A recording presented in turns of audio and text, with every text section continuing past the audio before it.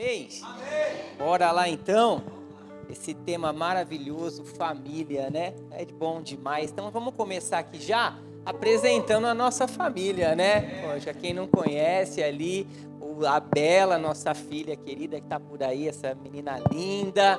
O Léo ali que casou, a Júlia, né? A nossa norinha. Glória a Deus, uma família abençoada. E o principal da família que chegou agora, né? Que é o Romeu, nosso neto lindo, que já transformou a nossa vida com a chegada dele, o coração. Vai ser aquele que vai lá em casa riscar as paredes de casa.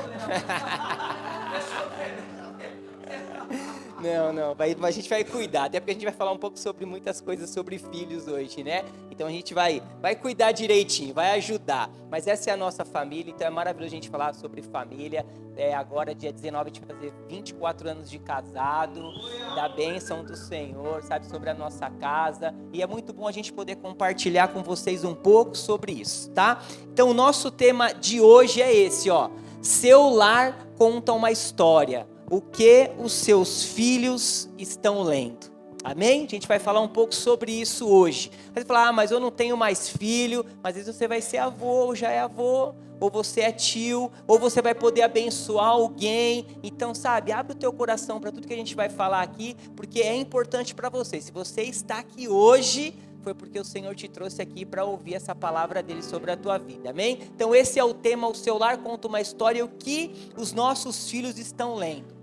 Por que essa ministração veio no nosso coração? Porque algum tempo atrás a gente estava ouvindo não sei se era um podcast, uma ministração, e a gente ficou chocado como o inferno trabalha, né, para roubar os nossos filhos. Era uma mensagem que os pastores de alguma igreja, eles se reuniram junto com os adolescentes, crianças de 10 a 17 anos, e eles começaram a fazer um bate-papo, e eles perguntaram, né, sobre casamento, sobre o que eles achavam sobre casamento. E aí, o que aconteceu? A maioria disseram que não queriam se casar. A maioria desses adolescentes e jovens falaram que não queriam se casar, que eles não sonhavam em se casar. E aí a resposta deles eram essas aqui, ó. Se o casamento for como o dos meus pais, então eu nem quero. Se o casamento for como o meu pai trata a minha mãe, então eu não quero. Olha isso, gente, a resposta de 10 a 17 anos. Se o casamento for só brigas, como a dos meus pais, eu tô fora. Olha como é sério, porque essas são as bases de família que os nossos filhos estão vendo. Essa é a base de família, a base de casamento que eles veem aonde? Dentro da nossa casa, né? Dentro da nossa casa. E é assim que o inferno tem feito o quê? Destruído famílias, destruído relacionamentos. E às vezes a nossa preocupação está lá com a ideologia de gêneros na escola. O filme da Disney que tem conotação não sei o quê. Com a escola que meu filho estuda eu vou mudar por causa disso, daquilo e daquilo. Beleza, é muito bom a gente se preocupar com isso. Mas muitas vezes a gente se esquece do básico, a base, o fundamento dentro da nossa casa. É isso que muitas vezes a gente esquece. E é isso que a gente quer trazer um pouco nesta manhã, sobre esse fundamento básico que precisa começar na nossa casa, para depois a gente se preocupar com as coisas que estão lá fora, amém? E eu achei essa frase aqui chocante. Diz aí, ó, o maior legado que você pode deixar para os seus filhos não é dinheiro, mas é uma fé sólida e uma família estruturada. Gente, esse é o maior patrimônio que nós podemos deixar para os nossos filhos. Não é os lotes, a casa na praia, o carro, os bens. Beleza, glória a Deus, isso é tudo muito bom, vai ajudar ele. Embora tem gente que destrói tudo assim, em 5 minutos, né? Mas o maior patrimônio é esse, uma fé sólida, uma família estruturada. Quando o Léo casou, eu fiquei peguei uma mini depressão, não sei se existe isso assim, da semana antes para a semana depois do casamento. Porque eu comecei a falar assim, poxa, meu filho casou, eu não vou conseguir ajudar ele, eu não vou conseguir pagar a festa dele, eu não tenho um carro para dar para ele, eu não tenho um apartamento para ele morar. E eu comecei a ficar frustrado com aquilo. E aí o Senhor falou no meu coração muito forte, falou assim, ó, o que você podia dar, você já deu o melhor para ele, você me apresentou para ele. você ensinou os meus caminhos para ele, você colocou ele no fundamento, que é a palavra. Então esse é o maior patrimônio que você poderia ser deixado para ele, porque o resto ele vai conquistar, o resto ele vai ser abençoado, mas esse é o maior patrimônio, e aquilo, sabe, veio como um refrigério para a minha vida. Sabe, eu declaro sobre a sua vida também, o maior patrimônio que você vai deixar para o teu filho, o maior legado é a palavra de Deus. Sabe, o maior legado é o seu filho entrar no teu quarto e te pegar de joelhos orando, de pegar ali você lendo a palavra. É a maior experiência base que ele pode ter da sua vida para que ele possa crescer, amém?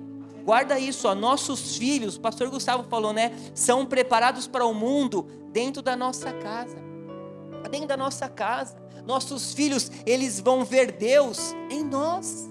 Nossos filhos, eles não veem Deus aqui no pastor Rafa, na Poli, no professor do Kids, dos adolescentes lá da Zoe, não. Eles olham na gente, essa base, é olhando em nós as nossas atitudes, sabe? Não deixem que as outras pessoas ensinem os valores para os teus filhos. É dentro da nossa casa, como pais, esses valores dependem do nosso ensino, amém? Amém até aqui? Bora lá, amor. Abre a Bíblia aí em Provérbios 24, 3, 4.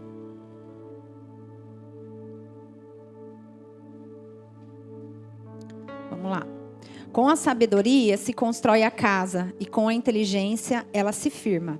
Pelo conhecimento, seus cômodos se encherão de todo tipo de bens preciosos e agradáveis.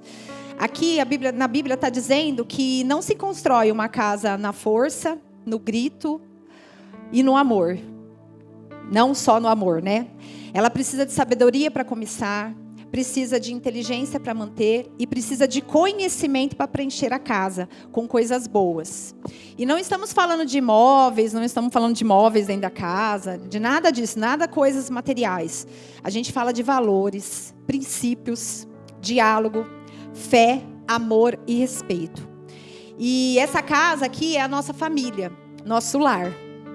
E a gente quer falar um pouquinho sobre 4 fundamentos assim, que a gente fala que é básicos, né? Para o nosso crescimento, para firmar a nossa família, firmar os nossos filhos e levá-los na direção que eles têm que seguir. É isso aí, vamos lá de forma rápida, tá? Você vai sair daqui, vai almoçar, tranquilo, vai dar tudo certo.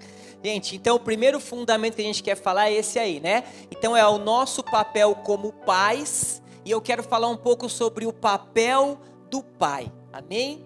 Pai, foi nos dado esse maravilhoso privilégio de ser pai, amém? Quem concorda comigo que não é o maior privilégio que tem? Se você não é, você vai ser, eu declaro, profetizo aí, hein? Recebe, olha lá, o Stanley já está chegando nessa jornada, é isso aí, gente, é o maior privilégio, ser um líder da nossa casa, sabe, ser alguém que cuida da nossa família, ser um protetor, ser um provedor da nossa família, esse é o nosso trabalho, sabe, mas não é sobre nós tomarmos, sabe, todas as decisões sozinhas, não é isso não, nós pai já vai resolver tudo, vai fazer tudo, não, eu vejo que nós somos um time. Nós somos um time dentro da nossa casa, mas foi colocado sobre nós essa autoridade delegada por Deus, esse papel de ser o protetor, o provedor da nossa casa. E não é uma autoridade tipo um Capitão Nascimento, né, que vai lá, pede para sair e tal, e não sei o quê. Não, não é isso. Mas é uma autoridade em amor sobre a nossa família.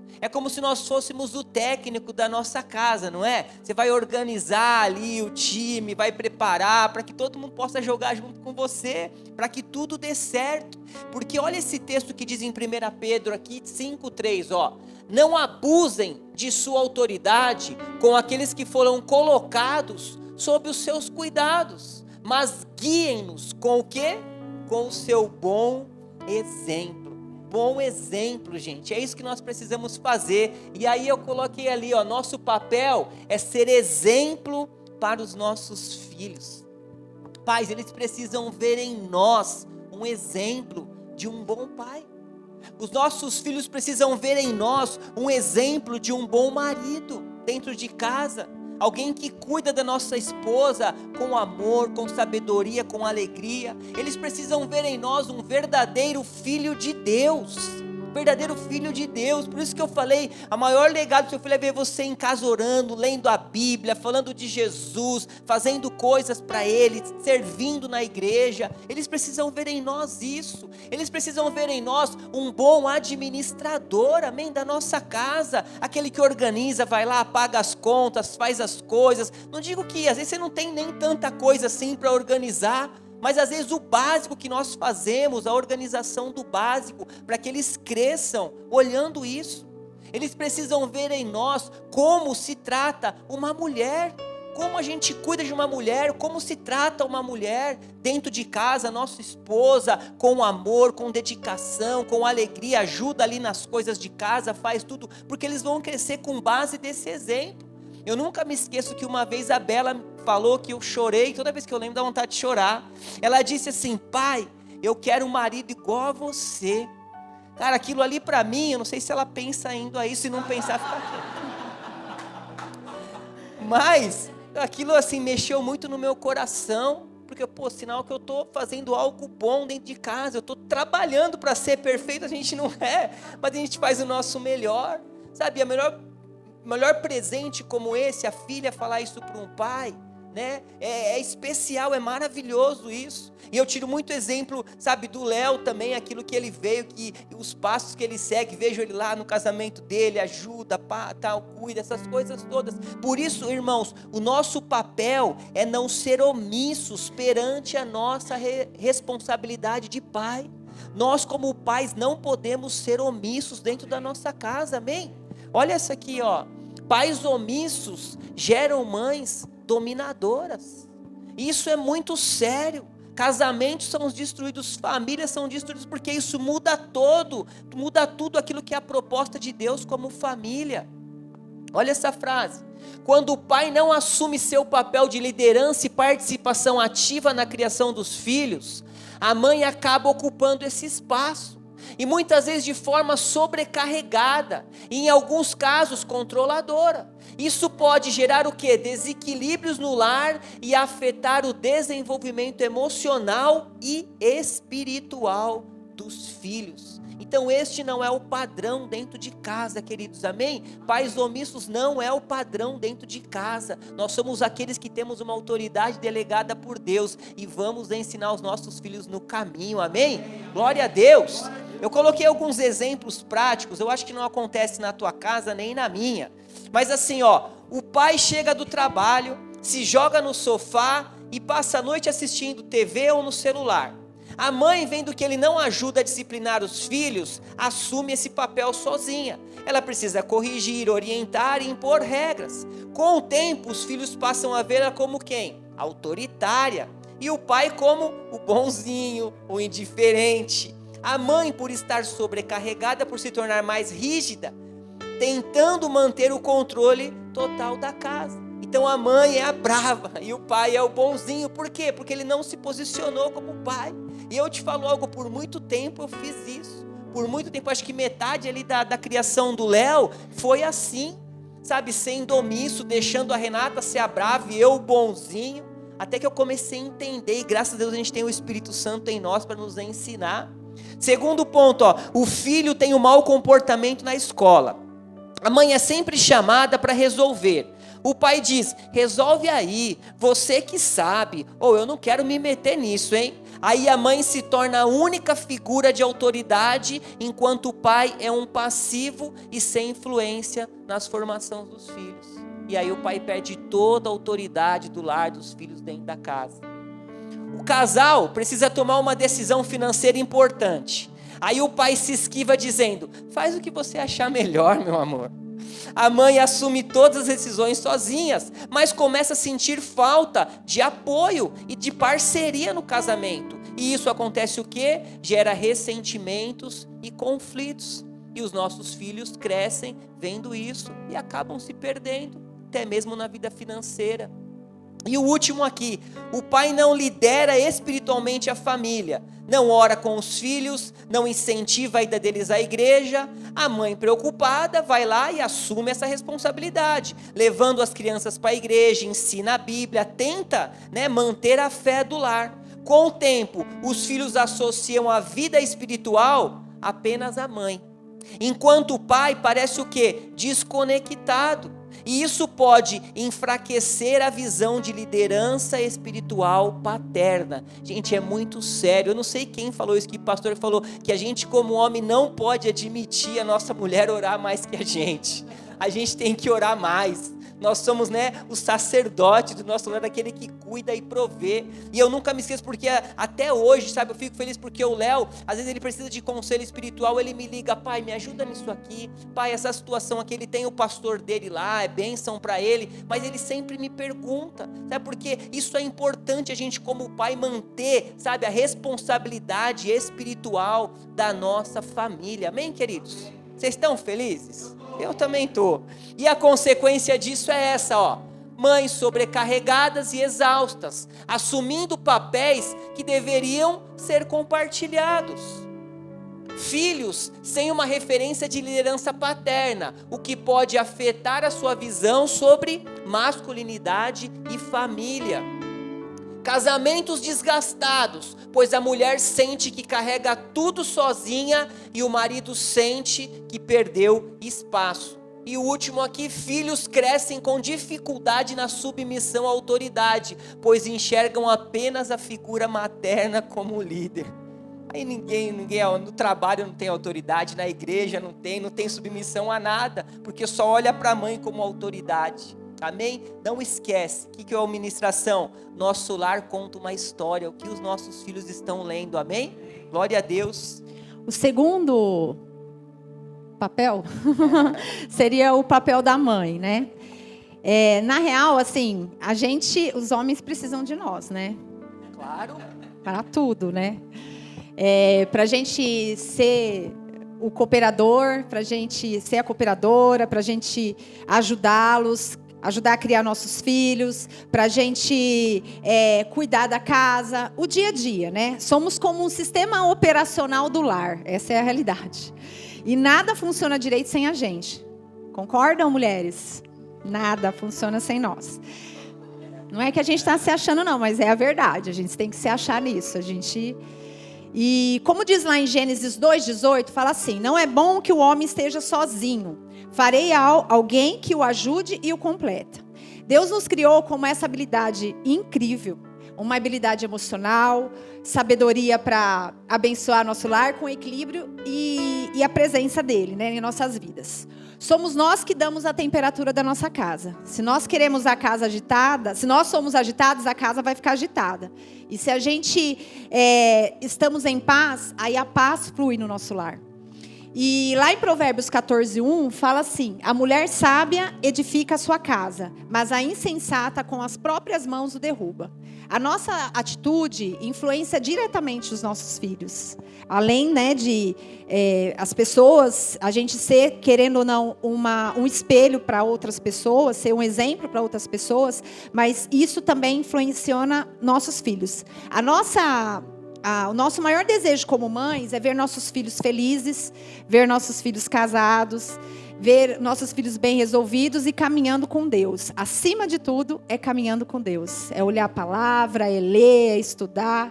Eu falo para o Luciano que a gente é muito abençoado, sabe? Porque desde o começo, quando o Léo nasceu, a Bela nasceu, a gente sempre caminhando, sabe, na igreja, fazendo a obra, participando de ministérios, estando na igreja. A Bela, com 15 dias, já veio para a igreja, e antigamente era nesse prédio. Eu lembro, toda vez que eu entro, eu lembro, ela ficava debaixo dessa escada aí no hall, ela ficava debaixo da escada no carrinho, enquanto eu estava aqui adorando, enquanto eu estava aqui ajudando, fazendo alguma coisa. E ela cresceu com 15 dias, ela foi indo e já vendo que os pais eram aqueles que estariam sempre na igreja. Então a gente não deixou isso atrapalhar o nosso ministério, que o Senhor tinha para fazer com a gente. E hoje a gente vê, o Léo com 23 anos, casado, pai, esposo, responsável pela casa. A gente vê a Bela com 15 anos, a Bela estudando, a Bela, fez a escola Atos, a Bela faz os devocionais. A gente às vezes está lá tomando café, ela está com o com a porta fechada lá fazendo devocional, orando, sabe? A gente vê lá, escuta ela falando em línguas ali. É tão bom, é tão prazeroso para nós como pais ver que a gente foi no caminho certo, né? Que a gente ensinou. E isso não é sendo aquela mãe, aquele pai autoritário, mas a gente ensinou como exemplo, como espelho, né? Ensinando, mostrando a realidade, mostrando o que ela espera para esse mundo, porque esse mundo não tem nada para dar para eles. E a gente sempre falando, né, e esclarecendo coisas. Até hoje a gente tem alguns momentos que ela senta, ela conversa. Eu falo para a Bela porque a Bela tá mais agora com a gente, né? Mas é muito bom a gente ser esse exemplo na nossa casa, ser esse exemplo aonde a gente for, né? Saber que a gente vai deixar, um exemplo, ela ir para algum lugar, né, com as amigas, igual essa semana passada ela foi lá para Curupira, ficou a tarde inteira, depois, mãe, vou no McDonald's, foi, depois foi dormir na casa da amiga, mas a gente sabe que a gente pode confiar, a gente sabe que ela tem a base dentro de casa, e isso é muito importante. E até eu fico emocionada, porque essa semana ela começou com um projeto na escola, né, Atos 29, e está sendo assim, para a gente está sendo um orgulho, porque ela falou, eu tenho que levar a palavra de Deus para muitos amigos ali. Tem amigos ali que, mãe, um amigo dela estava contando essa semana, que a mãe expulsou ele de casa com 14 anos. A mãe tem depressão e eles meio que não se entendia, né? Não tinha aquele relacionamento de mãe. E ele já não tem uma estrutura de pai. E a Bela chegou assim, bem triste, assim, contando para nós, né? E sobre isso, sobre esse menino. E aí até ela falou, a gente até achava que ele estava brincando, e não sabia que ele estava falando a verdade. E ele contou para a Bela que 3 horas da manhã ele estava dormindo, a mãe levantou, foi lá, deu uns tapas nele no quarto e mandou ele embora de casa, falando que ele era um lixo, que ele não servia para nada, que o lugar, que não sei por que teve ele, que o lugar dele era na rua. E pôs o menino para fora com 14 anos. E ele está na casa da avó agora, né? A mãe se arrependeu, mas ele não quer falar com a avó. E a Bela falou, mãe, eu vou ministrar ele sobre perdão. Eu vou ensinar ele, vou falar para ele, vou conduzir. Aí eu falei para ela, chama ele para ir vir na igreja, Bela. Pega um dia, fala para ele vir. Manda ele vir aqui em casa, a gente conversar com ele. E mostrando para ele a essência da família. O quanto que é precioso a gente ter uma base familiar. E quem sabe ele vai ser um menino que vai aceitar Jesus e vai levar a mãe, vai curar, vai ajudar curando a mãe, vai perdoar, vai ajudar a avó e toda a família estruturada. O pai, ele nem sabe onde está. O pai também já abandonou ele logo no começo. Então, aí eu falei para a Bela, falei, você está vendo a base da família, o exemplo da família, a diferença que é quando a gente tem uma família unida, uma família temente a Deus, uma família que não olha para outras coisas, e tudo é Deus que direciona, tudo é Deus que alinha, tudo quando a gente vai fazer, a gente costuma sempre orar antes, qualquer coisa que a gente pensa em fazer, a gente, vamos orar primeiro, vamos ver se é isso, vamos fazer de uma forma diferente, sempre colocando Deus e sempre lembrando para eles, né, que tudo é direcionado por Ele. Tem uma frase, Deuteronômio 6, 6 e 7, fala assim, guardem sempre no coração as palavras que hoje lhe dou. Ensine com persistência aos seus filhos, conversem sobre elas, né, em casa e quando estiverem andando pelo caminho. A maior herança que podemos deixar para os nossos filhos é a fé viva no dia a dia. Tem uma frase que ela fala assim, o amor de uma mãe é o alicerce que sustenta os sonhos dos filhos, construindo pontes que os guiem em direção a um futuro brilhante. E o futuro brilhante deles é sendo direcionado por Deus, sendo guiado e dirigido por Deus, tendo a palavra, que é o nosso manual, tendo as promessas de Deus, os propósitos de Deus que eles têm para cada um de nós e dos nossos filhos. E para você, mãe, que é mãe e pai, você não está sozinho. Então, se tem alguma pessoa aqui que cria o filho como mãe e pai, ou que está assistindo a gente, você não está sozinho. Tem um salmo que fala em 68:5, que fala assim, Pai, para órfãos e defensor das viúvas é Deus em sua santa habitação. Deus dá forças dobradas para você, mulher, sabedoria extra e consola em cada madrugada difícil. O céu reconhece a sua entrega. você pode ter certeza que o céu reconhece a sua entrega. E um exemplo que eu quero dar é da minha sogra, né? A minha sogra criou o Lu sozinha. Com 1 ano o pai abandonou. E foi tempos e tempos muito difíceis, né? Inclusive, quando foi registrar, ela não registrou no nome dela. Ela registrou no nome da tia e no nome do tio. Porque ela tinha vergonha de ser só a mãe registrada, só o nome da mãe. E ele é registrado pela tia e pelo tio. Então, pela lei, a tia Lourdes e o tio, que são os pais dele. Mas eu falo em relação ao quanto que ela se dedicou, o quanto que ela se entregou para ele, o quanto que ela fez, né, por ele. E aí a gente vê o homem que ele é hoje, né? Sua mão bonita. Ai, glória a Deus, é isso aí. É Jesus, só Jesus na nossa vida, né? E o terceiro ponto é esse aqui, gente, ó. O relacionamento entre marido e esposa deve ser a prioridade na família. Os filhos não são o centro da estrutura familiar. Amém? Nossa, que calma que a gente vai desenrolar o mistério, né? Sabe, a base do relacionamento familiar é a relação marido e mulher. Né? A gente sabe que os filhos são o quê? Os filhos são a extensão dessa relação e eles não devem ser o foco principal. Olha aqui esse texto, ó. Quando os filhos invadem a vida do casal, tornando-se o centro de toda atenção e dedicação, tanto o casal como os filhos ficam prejudicados. Você vê que são ambos.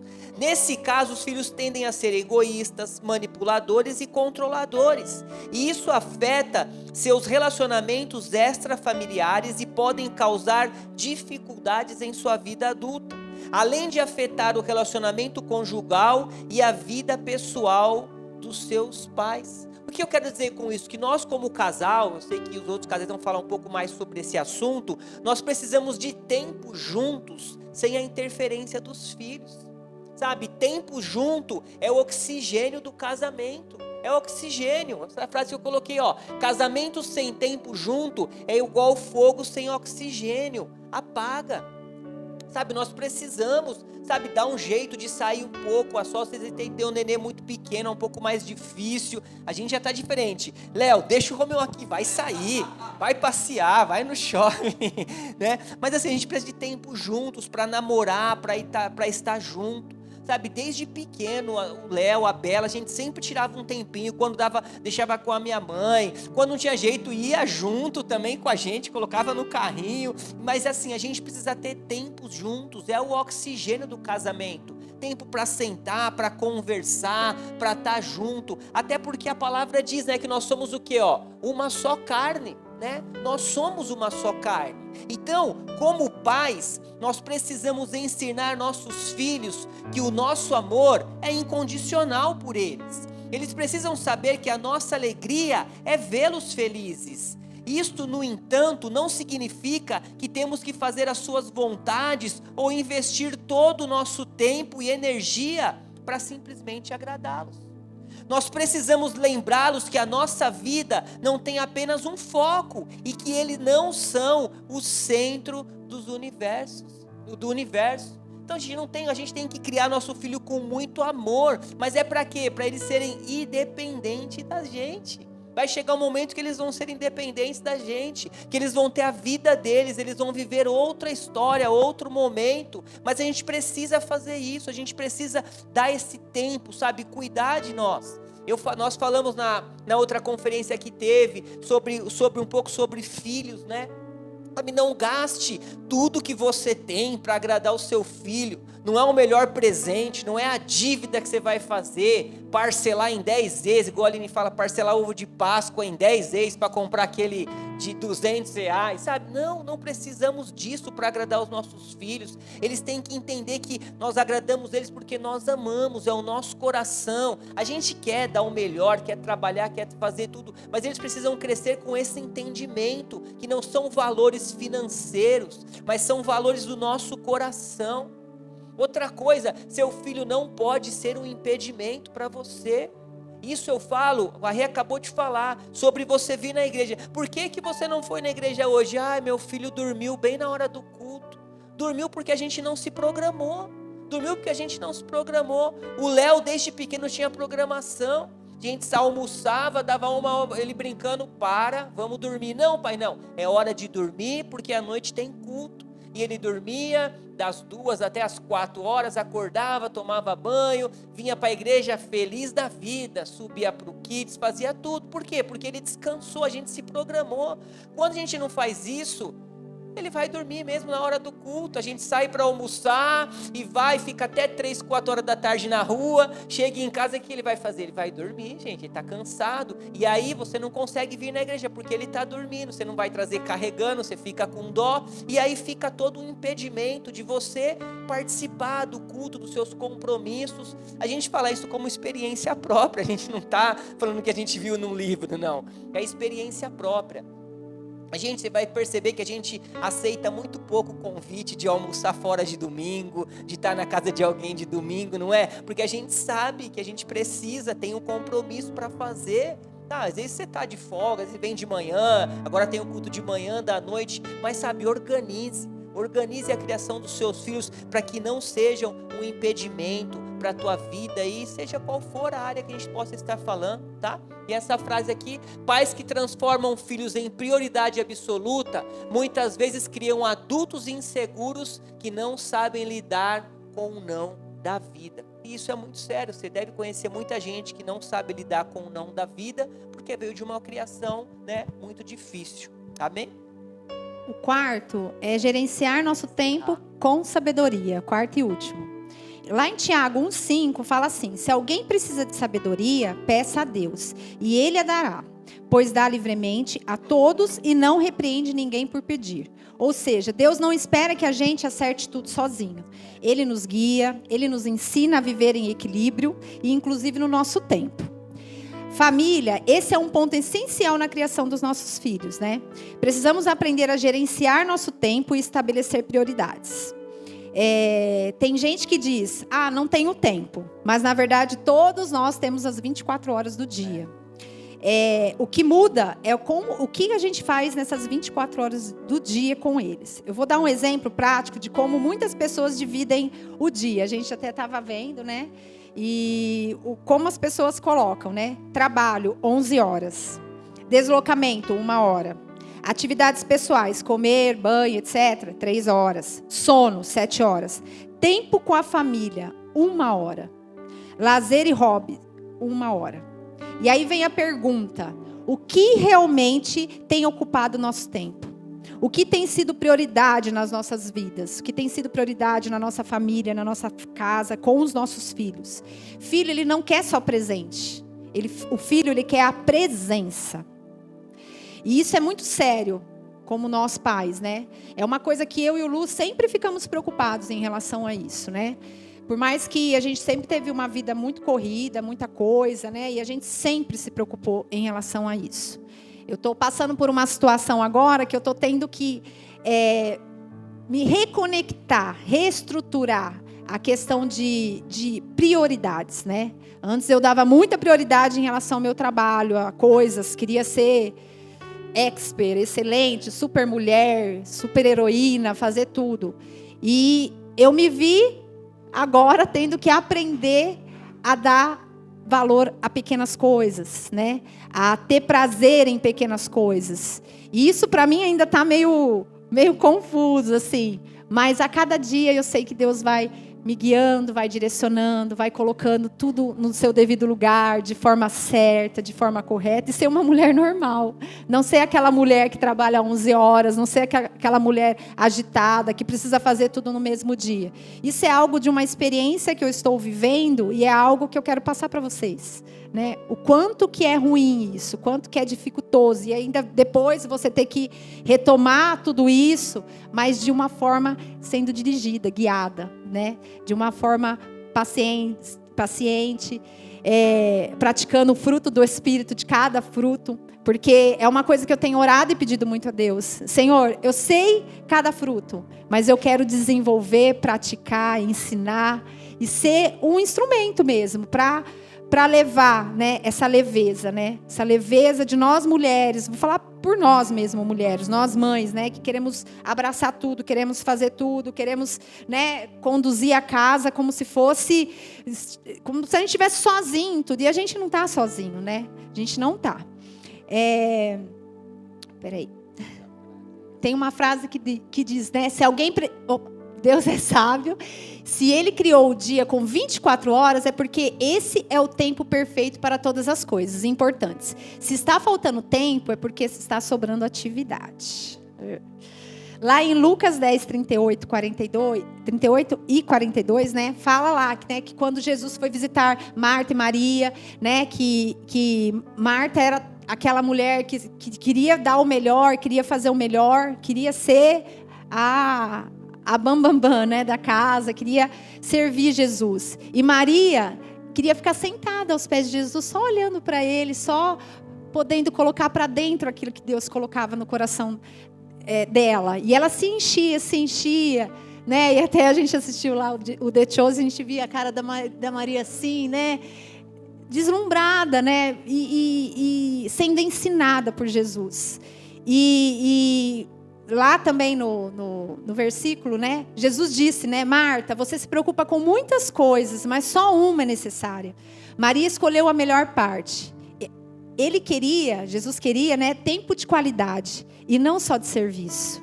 Os nossos filhos também precisam de menos agito e mais atenção.